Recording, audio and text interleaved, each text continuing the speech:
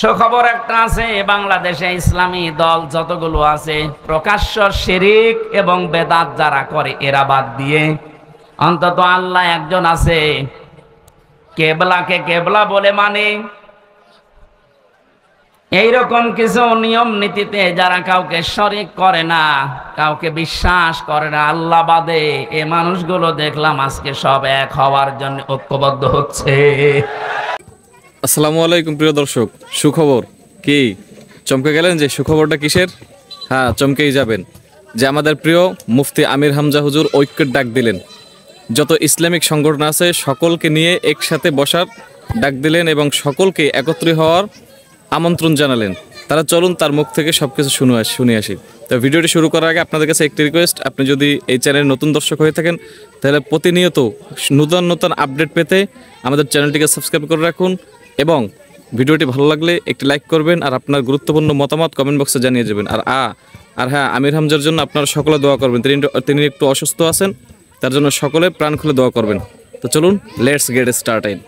সুখবর একটা আছে, বাংলাদেশে ইসলামী দল যতগুলো আছে প্রকাশ্য শিরিক এবং বেদাত যারা করে এরা বাদ দিয়ে অন্তত আল্লাহ একজন আছে, কেবলাকে কেবলা বলে মানে এইরকম কিছু নিয়ম নীতিতে যারা কাউকে শরিক করে না, কাউকে বিশ্বাস করে না আল্লাহ বাদে, এ মানুষগুলো দেখলাম আজকে সব এক হওয়ার জন্য ঐক্যবদ্ধ হচ্ছে। জালেমরা তো পালিয়েছে, মুনাফিক যারা এদের গায়ে অনেকের এখন আগুন লেগে গেছে, কারণ এরা চিন্তা করছে এভাবে যদি সব এক হয়ে যায়, আমরা 5 তারিখের পর থেকে যেভাবে শুরু করেছিলাম এই কাজও বন্ধ হয়ে যাবে। ওরা বুঝে ফেলেছে, এজন্য আশা করছি যেভাবে এগিয়ে যাচ্ছে সবাই মিলে অনুসরণ করার জন্যে ধর্ম বিষয়ক উপদেষ্টা যিনি আছে ডক্টর আফামা খালিদ হোসেন, আল্লাহ তার হায়াতে তাজ্জেবা সিহাতে কল্লিয়া বাড়িয়ে দেন, বলেন আমিন। লোকটার চেষ্টা এবং ইখলাস যা দেখতে পাচ্ছি, আশা করছি ইসলামের সূর্যর সামনে আমরা এদেশে দেখতে পাবো ইনশাআল্লাহ। এই জন্য যারা আছি আমরা ছোটখাটো বিষয় নিয়ে মত পার্থক্য বাদ দেওয়া লাগবে। একটা হোস্টেলে 100 জন খাবার খায়, সকালের নাস্তা কলার পাউরুটি।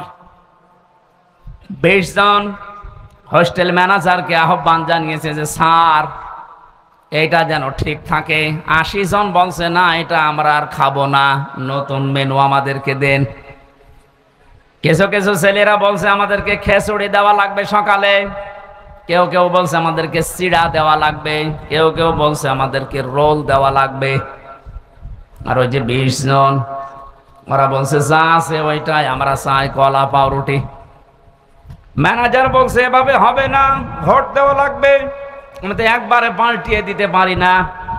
ভোট দেওয়ার পরে দেখা গেল ওই যে আগের যে 20 জন আছে কলা আর পাউরুটি ওটা ঠিকই আছে। চিড়া যারা চেয়েছিল তারা 18 জন হয়েছে, যারা খিচুড়ি চেয়েছে তারা 17 জন, যারা রোল চেয়েছে তারাও 15 জন।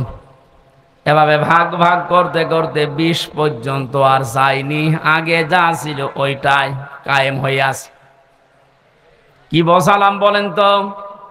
এদেশে 20 জন মাত্র এখন, আগের যে সিস্টেম গুলো ছিল। তো ভিডিওটি কেমন লাগলে অবশ্যই আজকে মতামত দিয়ে যাবেন। আর প্রতিনিয়ত এরকম গুরুত্বপূর্ণ ভিডিও পেতে আমাদের চ্যানেলটিকে সাবস্ক্রাইব করে আমাদের চ্যানেলে একজন সদস্য হতে পারেন। তো থ্যাংক ইউ সো মাচ, দেখা হচ্ছে নতুন আরেকটা ভিডিওতে।